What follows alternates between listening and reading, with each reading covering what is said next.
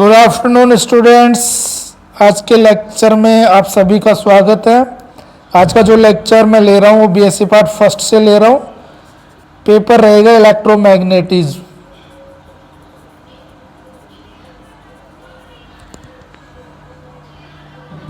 Topic जो है मेरा वो होगा डेल ऑपरेटर।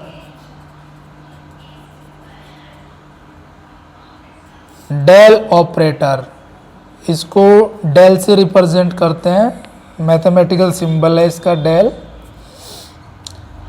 ऑपरेटर क्या होता है?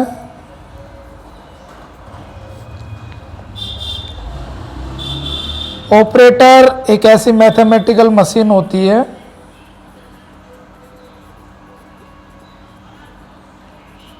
जो किसी भी भौतिक राशि पर, चाहे वो वेक्टर हो या स्केलर हो, उस पर ऑपरेट करने के बाद उससे संबंधित वैल्यू डिफाइन हो जाती है या उस भौतिक राशि की मान पता चल जाता है। तो बहुत महत्वपूर्ण है। इसको डिफरेंशियल ऑपरेटर भी कहते हैं। डेल ऑपरेटर को डिफरेंशियल ऑपरेटर भी कहते हैं। ऑपरेटर नेबला भी इसका एक नाम से भी मशहूर है, ये नेबला ऑपरेटर भी बोलते हैं। जो इसको मैथमेटिकली डिफाइन किया जाता है वो कन्वेंशन, ये वेक्टर ऑपरेटर होता है होने को, लेकिन कन्वेंशन ऐसे नहीं लगाते, इसको डेल ही लिख देते हैं। मैथमेटिकली जो डिफाइन करते हैं वो I cap J cap, I cap del by del X plus J cap del upon del Y plus के cap del upon del Z, ये इसकी मैथमेटिकल डेफिनेशन है। ये मैथ्स को सोल्व इजी करने के काम पे सिंप्लीफाइड मॉडल या सिंप्लीफाइड करने के काम आता है। किसी भी बहुत बड़ी भौतिक घटना को यह ऑपरेटर सिंपल कर देता है। आप ये कह सकते हैं कि इसके द्वारा से आप किसी भी फिजिकल क्वांटिटी है, कोई फिजिकल क्वांटिटी, उसकी मैथमेटिकल मॉडलिंग कर देते हैं आप। मैथमेटिकल मॉडलिंग,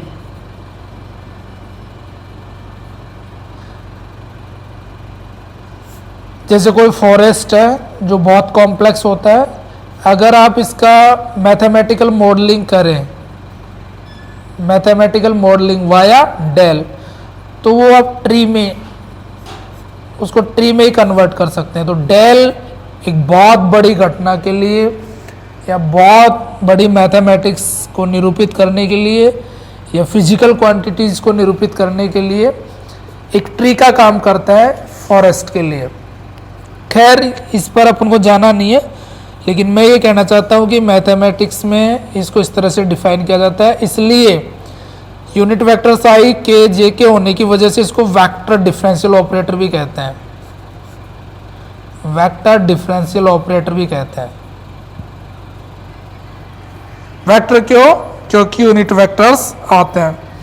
तो कुल मिला के क्या हुआ, ये एक तरह से rate of change, rate of change of any physical quantity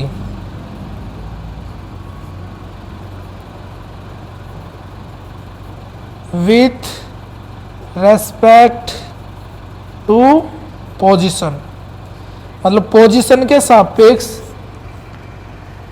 rate of change को जो बताएगा वो डेल होगा। अब ये डेल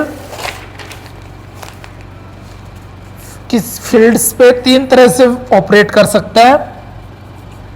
पहला एक तो होगा ग्रेडियंट के रूप में, दूसरा होगा डाइवर्जेंस के रूप में, और तीसरा होगा कर्ल के रूप में। इसको ग्रेडियंट बोलते हैं, इसको हम डाइवर्जेंस बोलते हैं, और इसको कर्ल बोलते हैं। ग्रेडियंट का मतलब है ये जो फाई होगा वो ऑलवेज स्केलर होगा, लेकिन इसका जो रिजल्ट आएगा ऑपरेट होने के बाद वो वेक्टर क्वांटिटी आएगा। ये खास बात है। जब मान रख के देख लेते हैं हम, तो I cap del by del X plus J cap del upon del Y plus के cap del upon del Z phi. तो क्या हो जाएगा, I cap del phi by del X plus J cap del phi by del Y plus के cap del phi by del Z. तो इसमें unit vector सारा आप देख रहे हैं, तो इसका मतलब क्या हो गया, ये वेक्टर क्वांटिटी। दूसरा होता है डाइवर्जेंस ऑफ ए। इसको मैथमेटिकली आगे जो जैसे जैसे आगे बढ़ेंगे वैसे वैसे इसको डिफाइन कर देंगे। इसको डेल डॉट ए से रिप्रेजेंट करते हैं, डेल डॉट ए। अब ए हमेशा वेक्टर होगा, वेक्टर फील्ड, लेकिन ऑपरेट होने के बाद में जो रिजल्ट आएगा वो स्केलर आएगा, क्योंकि डॉट प्रोडक्ट है। और डॉट प्रोडक्ट दो वेक्टर क्वांटिटीज के बीच में डॉट प्रोडक्ट होता है, वो हमेशा स्केलर होता है। अगर अपन वैल्यू सब्स्टिट्यूट करें तो I cap del by del X plus J cap del upon del Y plus के cap del upon del Z. और डॉट ए को क्या लिख सकते हैं हम, वेक्टर राशि है तो सदिश राशि, तो I cap A X plus J cap A Y plus के कैप ए जेड। तो क्या हो जाएगा, ये डेल ए x upon del X plus del ए Y upon del Y plus del ए जेड अपॉन डेल जेड। तो इसमें कहीं आई जे क्या आ रहे हैं कि नहीं आ रहे, देयरफॉर ये स्केलर क्वांटिटी है। जहाँ यूनिट वेक्टर्स नहीं हो वो स्केलर होगी। चाहे आप ये ए अगर स्केलर है तो इसकी जो वैल्यू होगी उसमें स्केलर तब है कि उसमें यूनिट वेक्टर्स नहीं है। अगर ये वेक्टर है तो इसका मतलब वहाँ यूनिट वेक्टर्स होंगे तो वो वेक्टर ही होगा, चाहे ये एरो हो चाहे नहीं हो। ये समझ की बात है। दूसरा एक बच गया अब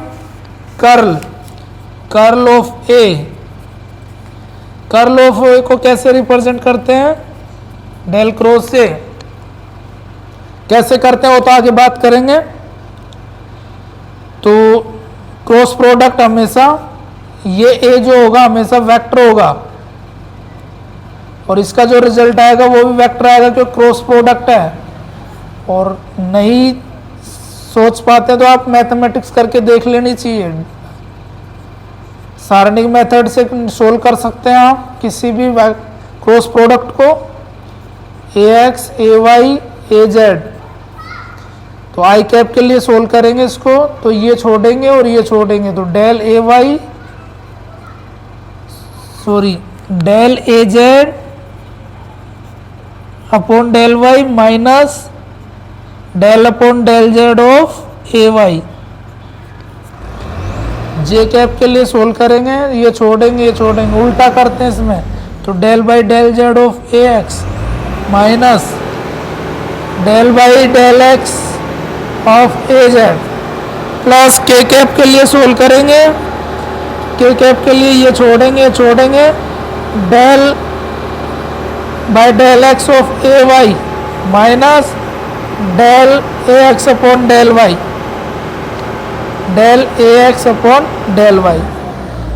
तो आप इसमें देख रहे हैं कि इसमें यूनिट वेक्टर्स अस्तित्व में है, therefore it is said to be as vector quantity. तो इसी तरह से आप सोल्व करेंगे। तो डेल के बारे में पता चला कि ये 3 डायमेंशनल वेक्टर ऑपरेटर है और डिफरेंशियल ऑपरेटर है। और ऑपरेटर दुनिया में ऐसा मैथमेटिकल मॉडल है जो क्योंकि कोई भी फिजिकल क्वांटिटी हो है तो वो फंक्शन के रूप में दी जाती है फिजिक्स में, मतलब एक मैथमेटिक्स दी जाती है। कोई भी फिजिकल क्वांटिटीज़ है जिसे हम ऑब्जर्व कर पाते हैं, भौतिक राशि वो होती है जिसका हम ऑब्जर्वेशन कर पाएँ, उन ऑब्जर्वेशन को हम एक मैथमेटिकल मॉडल देते हैं, तो कोई फंक्शन के रूप में देते हैं। और उस फंक्शन पे अगर आप ऑपरेटर लगा दे तो उस फिजिकल क्वांटिटीज की वैल्यू हम डिफाइन कर सकते हैं। तो बहुत बड़ी कामयाबी हासिल हुई है मैथमेटिकल मॉडलिंग के माध्यम से फिजिक्स में। तो आई होप ये आप समझ पाएंगे और इससे संबंधित न्यूमेरिकल कर पाएंगे। आज के लिए बस इतना ही। Thank you for discussion.